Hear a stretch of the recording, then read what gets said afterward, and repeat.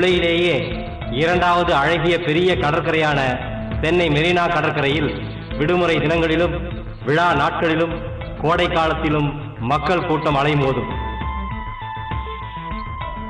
இப்படி கூட்ட நெரிசல் மிகுந்த மே 15 அன்று பெற்றோருடன் வந்த ஐஸ்வர்யா கண்ணிமைக்கும் நேரத்தில் காணாமல் போனாள். மூளை வளர்ச்சி குன்றிய அந்த குழந்தைக்கு வாய் பேசவும் வராது. துடித்து போயினர் பெற்றோர். அவள் எப்படி மீட்கப்பட்டாள்? சுமதி, உங்க குழந்தை காணாம போனது ஞாயிற்றுக்கிழமை. நீங்க அப்ப போலியா கூட? நானும் போயிருந்தேன். நானு ஊர்ல இருந்து தம்பி பசங்க 5 பசங்க, அம்மா, இன்னொரு சித்தி, எங்க வீட்டுக்காரு, நானு எல்லாரும் தான் போனோம். போயிட்டு எங்களோட வீட்டுக்காரர் வந்துட்டு பீச்ல இறங்கல. நாங்க போயிட்டு தண்ணியில கொஞ்சம் தண்ணி அந்த கரை ஓரம் வருது பாரு, உள்ள கிட போல வெளி பக்கமே பசங்க எல்லாம் வச்சுட்டு இருக்குமேன்ட்டு உக்காந்துட்டு இருந்தோம். உக்காந்துட்டு ஐஸ் குளிச்சுட்டு இருந்தா. குளிச்சுட்டு இருக்கும்போது ஒரு பெரிய அலை வந்தது. அவ கூட யாரு இருந்தா? எல்லாருமே ஒரே ஒரு ரவுண்ட்ஸ்ல எல்லாருமே இருக்கும், பசங்களை புடிச்சிட்டு கையோட புடிச்சிட்டு. அவ பெரிய அலை வந்தது. அலை வந்த உடனே கண்ணுல தண்ணி அடிச்சது. அடிச்ச உடனே கண்ணெல்லாம் ஒரு மாதிரி சவுந்துருச்சு. சரிம்மா நம்ம போயிடலாம், இனிமே நம்ம இருக்க கூடாது, அப்பாவோட போயிடலாம், கிளம்புன்னு. நான் வரமாட்டேன்னா நம்ம போய்தான் ஆகணும்ட்டு கடகடன்னு தண்ணியில நான் துணிஞ்சு கை கால் அலம்பிட்டு ஒரே செகண்ட்ல காணாம போயிட்டான் மேடம். 6 மணி, சாயந்தரம் 6 மணி. அப்ப கூட்டம் எப்படி இருந்தது? கூட்டம் பயங்கரம் கூட்டம், நிறைய கூட்டம். அப்புறம் நாங்களும் 4 பேரு பாப்பா பசங்களோட எல்லாம் சேர்ந்து உட்கார வச்சுட்டு, என் பெரிய பாப்பா அவளுக்கு 14 வயசு பெரிய பாப்பா தான், எல்லாம் பசங்களோட சேர்த்து உட்கார வச்சுட்டு நாங்க மட்டும் 4 பேரு 11 மணி 12 மணி வரைக்கும் தேடணும் நைட்டு. இல்ல, நீங்க சொல்றது பார்த்தா அது ஒரு ஃபியூ செகண்ட்ஸ் தானே. நீங்க குமிஞ்சு நிமிடுற டைம்ல குழந்தைய காணோம் அப்படின்னா உடனே பாக்குறேன். ஒரு இவ்ளோ கேப்ல தான் இருப்பா, இந்த டிஸ்டன்ஸ்ல தான் இருப்பான்னு உடனே ஓடி போயிட்டு அப்படிதான் மேடம் தேடணும். ஃபர்ஸ்ட் தண்ணி ஓரமே அந்த கூட்டத்திலேயே தேடணும். ரொம்ப தூரம் போயிருக்க மாட்டால, ஒரு 5 நிமிஷம் கூட இல்லையே. உடனே தேடணும். தேடி பாக்குறேன், சுத்தி எங்கேயுமே காணும் மேடம். அப்புறம் பாக்க டைம் ஆவாதான் முன்னாடி பஸ் ரோடு முன்னாடி நடந்து வரும் இல்ல, அவ்வளவு தூரத்துக்கு போய் தேடணும். தேடிட்டு 7-7:30 வரைக்கும் தேடணும். சரி, இனிமே நம்ம குழந்தை இங்க இருக்காது, இல்ல யாரோட போயிடுச்சா, இல்ல யாராவது தூக்கிட்டு போயிட்டாங்களா, இல்ல எப்படி போயிடுச்சுன்னு தெரியாம போய் போலீஸ் ஸ்டேஷன்ல எல்லாம் கம்ப்ளைண்ட் பண்ணோம். 1 மணி நேரம் 1.5 மணி நேரம் கழிச்சுதான் நீங்க? 1 மணி நேரம் ஆயிடுச்சு. 6 மணிக்கு காணாம போயிடுச்சு. 1.5 மணி நேரம், 7 மணிக்குள்ளவே இருக்கும். டைம் சரியா நான் பாக்கல. 7 மணி போயிட்டு இந்த பீச்லயே ஒரு இது இருக்கு பாத்தீங்களா, ஸ்டேஷன் பாத்துக்கிறதுக்கு. அவங்க கிட்ட சொன்னோம், அப்படி ஏதாவது தெரிஞ்சா நாங்க கூட்டிட்டு போன் பண்றோம் சார், நம்பரை கொடுத்துட்டு நீங்க போயிட்டு தேடுங்க அப்படின்னு சொல்லிட்டாங்க. ஃபுல்லா நாங்க தேடணும். 12:30 மணி வரைக்கும் பீச்லயே இருக்கோம். ஒரு கடை, எல்லா கடையும் மூடியாச்சு. அங்கங்க ஒரு ஆள் இருக்காங்க. பாப்பாவை பாத்தீங்களா, இது மாதிரி வாய் பேசாத குழந்தை, ஒரே ஜெட்டியோட போயிட்டு. ஐஸ்வர்யாக்கு வாய் பேச வராது மேடம், மூளை வளர்ச்சிக்கு மன வளர்ச்சி கூடியது. அதனால எல்லார்கிட்டையும் கேட்டோம், ஒரு கடை தவறாம கேட்டோம். பாப்பாவை பாத்தீங்களா, வாய் பேச வராது, மன வளர்ச்சி கூடியது, என் குழந்தை என்கிட்ட யாராவது சொல்லுங்க, பார்த்தேன்னு சொல்லுங்க. நிறைய அழுதுட்டு கேட்டேன். ஒருத்தரும் நான் பார்த்தேன்னு ஒருத்தரும் சொல்லல மேடம்.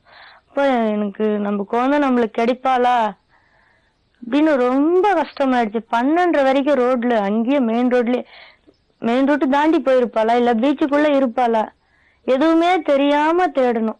எங்காவது இருப்பாளா என்ற நம்பிக்கையோட தேடி 12:30 வரைக்கும் கிடைக்கல மேடம். அப்புறம் அதோட சரி வீட்டுக்கு கிளம்பி வந்துச்சு. எல்லா ஸ்டேஷன்லயும், லைட் ஹவுஸ்ல, beach station, Marina beach station இருக்குல்ல, அங்கேயும் சொல்லிட்டு குழந்தை கிடைச்சா இந்த போன் நம்பருக்கு போன் பண்ணுங்க சார்ன்ட்டு எல்லாருக்கும் சொல்லிட்டு நாங்க வீட்டுக்கு வந்துட்டோம். மறுபடியும் காலையில 3 மணிக்கு கிளம்பி பீச்சுக்கு போறோம். 5 மணிக்கு காலியா இருந்தது பீச். அவ்வளவும் தேடணும், அப்போ கிடைக்கல. ஒரு 9-10 மணி வரைக்கும் தேடணும்.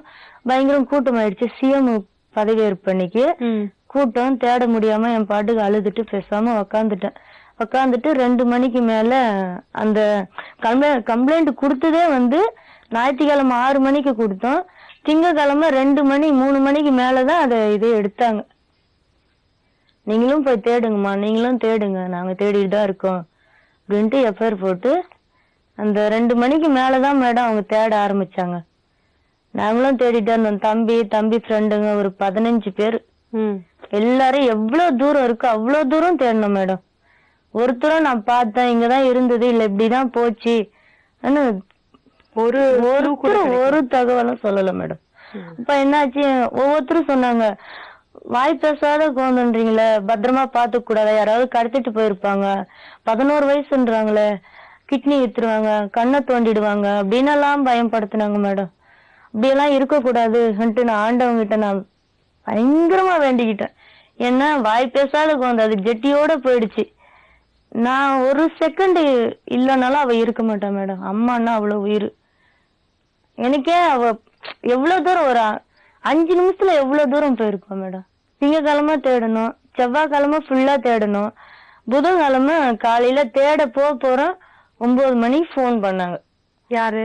லைட் ஹவுஸ் போலீஸ் ஸ்டேஷன்ல இருந்து போன் பண்ணாங்க. சார் உங்க பொண்ணு கிடைச்சிருக்கு, வந்து கூட்டிட்டு போங்க, ஒருத்தர் எடுத்துட்டு வந்து விட்டாரு. யாருன்னு அடையாளம் கேட்டோம். அவ வாய் பேச வராது சார், பின் கால்ல அடி இருக்கும், பப் கட்டிங் வெட்டி இருக்கும், பார்த்து சொல்லுங்க. அதே பொண்ணுதான் சார், வந்து கூட்டிட்டு போங்க. யாரு விட்டுதுன்னு கேட்டோம். மீன்கார் ஒருத்தர் நைட்டு 10 மணி நைட்டுக்கு பீச்ல வந்து வாட்டர் கன் வச்சு அடிச்சிட்டு இருந்தது. நான் வாட்டர் கன் வச்சு விளையாடிட்டு இருந்தது. வாட்டர் பாட்டில் இருக்குல்ல, தண்ணி பாட்டில், அதை வச்சுட்டு தண்ணியில தட்டிட்டு இருந்தது 10 மணிக்கு. நான் போனேன், அதனால நான் புடிச்சிட்டு வந்து வச்சிருந்தேன். அப்பவே நான் சொன்னேன், ஏன் சார் 10 மணிக்கு அடிச்சது திங்கக்கிழமை காலையில எந்த ஸ்டேஷன்லாவது ஒரு ஸ்டேஷன்ல சொல்லியிருந்தேன் என் குழந்தை நான் இவ்வளவு அலைஞ்சு இருக்க வேண்டாமே அப்படின்னு சொன்னேன். முதல் நாள் கிடைச்சதா? முதல் நாளே கிடைச்சிட்டு இருக்கு அவங்க கைக்கு. திங்கக்கிழமைன்னு சொல்றீங்களா? இல்ல, ஞாயிற்றுக்கிழமை நைட்டே 10 மணிக்கு அவங்க கையில கிடைச்சிட்டு இருக்கு. 3 நாள் நானும் சொல்றேன், 3 நாள எங்களை அள வச்சதுனால அவங்களுக்கு என்ன ஒரு அப்படி ஆசை. நீங்க கேட்டீங்களா? நான் பாக்கல, நான் பாத்திருந்தா கேட்டிருப்பேன். எனக்கு முன்னாடியே போயிட்டு தம்பி அவருக்கு பணம் ஏதோ ஒரு 300 ரூபாய் கொடுத்துட்டு உங்க போன் நம்பர் கொடுங்க சார் அப்படின்னு கேட்டிருக்காங்க. போன் நம்பர் எல்லாம் நான் இது வரைக்கும் யாருக்கும் கொடுத்தது இல்ல. தம்பி நீ போயிட்டு வா, பாப்பாவை விட்டாச்சு அப்படின்னு சொல்லி அனுப்பிச்சிட்டு இருக்காரு. அப்புறம் நாங்க வந்து செவ்வாய்க்கிழமை மதியம் பேப்பர்ல போட்டோம் குழந்தை காணலன்னு. குழந்தை காணல, இது மாதிரி வாய் பேச வராது, வெறும் ஜெட்டியோட போயிட்டா. அதே அது அதுக்கு அப்புறமும் நோட்டீஸ் எல்லாம் அடிச்சோம்.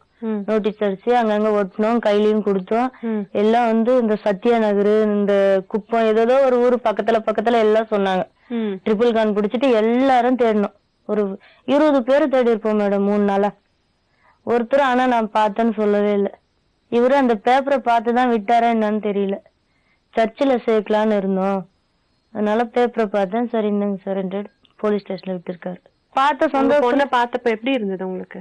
அமைதியா உட்காந்துட்டு இருந்தா.